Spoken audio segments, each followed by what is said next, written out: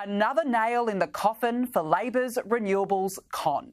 Chris Bowen's green fantasy has well and truly been exposed again as another offshore wind farm project is dumped or quietly shelved, as it's been described, this time in South Australia. But it's more evidence that Bowen really is making it up as he goes along. This month, the partners behind the Kingston project withdrew an application with federal environmental regulators for the almost $2 billion offshore wind farm project in South Australia. Why, you might ask? Without explanation, apparently.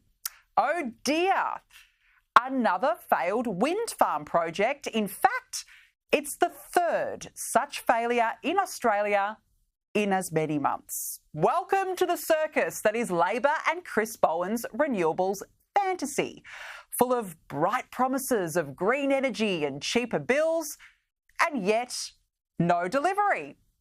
It can't even get off the ground. Now, I've been in Western Australia for the past 2 weeks, and I took a drive to a lovely part of the state at the weekend called Bunbury. It's about 2 hours southwest of Perth. If you know the area or know WA in general, you'll know it is renowned for its wonderful coastline and beautiful beaches. So it was really nice to sit at a cafe, have lunch and overlook the water. But I couldn't help but wonder how long the beautiful view from Bunbury will be for. Because, of course, Chris Bowen wants to corrupt that particular stretch of coastline with his net zero monstrosities of the sea, wind farms, despite his assurances that even on a good day you won't see the turbines.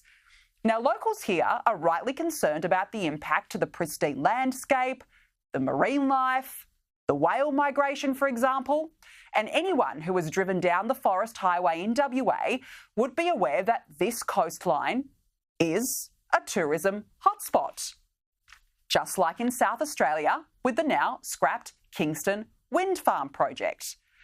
Now, the initial proposal there was knocked back in August last year by the South Australian Planning Minister, who believed the project had the potential to cause real harm to local aquaculture and fishing industries. In fact, under the original plan, the closest of the turbines would have been about 6.5 kilometres from the coast. I mean, can you imagine the hideous sight 6 k's off the coast?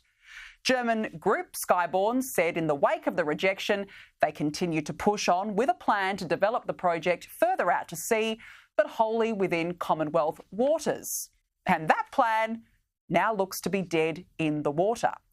And I've got to say, it is great news. Thank goodness another hideous eyesore on our beautiful coastline has been stopped. Thank goodness $2 billion has been spared on a project which only works half of the time.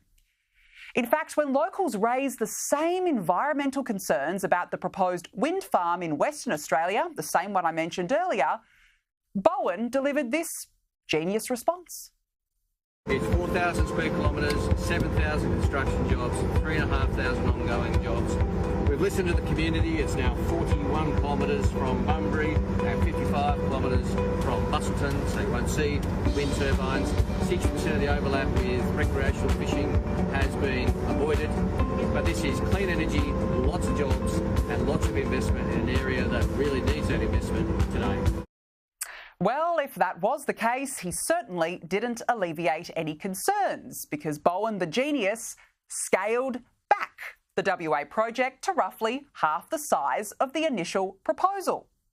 Just like he did in Victoria, he slashed the size of the planned Southern Ocean offshore wind zone by 80% amid concerns about whales and other marine wildlife.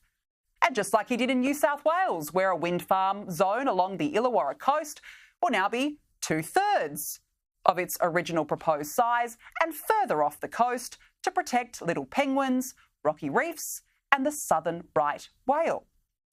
And of course, not to mention, it's now 3 strikes on cancelled projects. In July, Arc Energy pulled its plans for a 430 megawatt, 54 turbined wind farm between Armidale and Coffs Harbour in northern New South Wales after deeming the project no longer viable. In October, a proposal to develop the 63-turbine, 441-megawatt Barney's Reef Wind Farm north of Golgong in central New South Wales was ditched.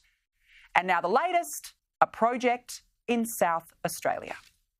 Chris Bowen is the minister with the finger on the energy grid and is making it up as he goes along, because every day it's something different, from cancelled projects to wind farms being dramatically scaled back, all the while racking up costs faster than you can blink, and our power bills keep going up.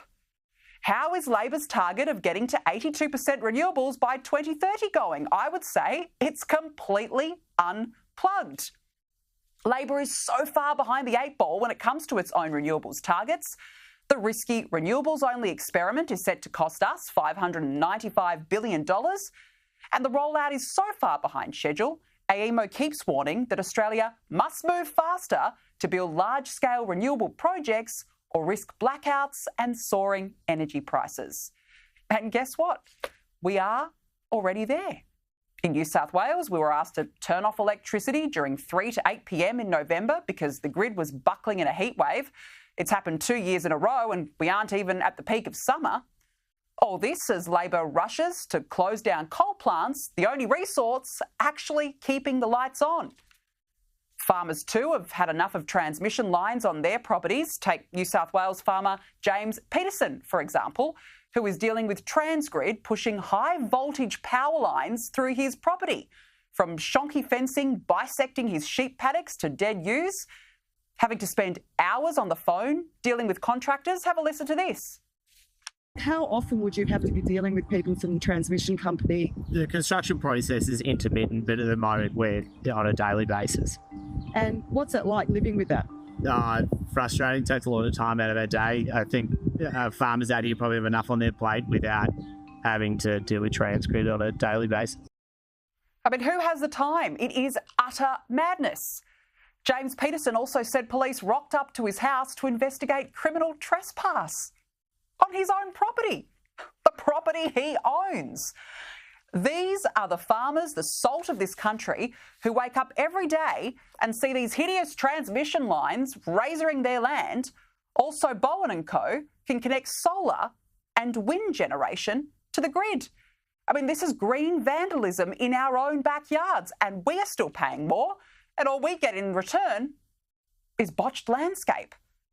And I can't quite figure out what is more astonishing, the green fantasy claims being peddled by Labor, or the fact Labor expect us to believe its green fantasy claims, which keep being pushed into the never-never.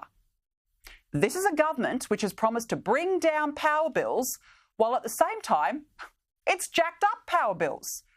Is this seriously Labor's idea of a winning formula? Tell Australians we're going to bring down power prices while increasing power prices. And if we weren't so broken backwards in this country, you'd laugh. 3 shelved wind farms in 6 months tells you everything you need to know about the farce Labor is peddling with its risky renewables-only experiment. If only the Minister for Energy and Climate Change could be shelved too.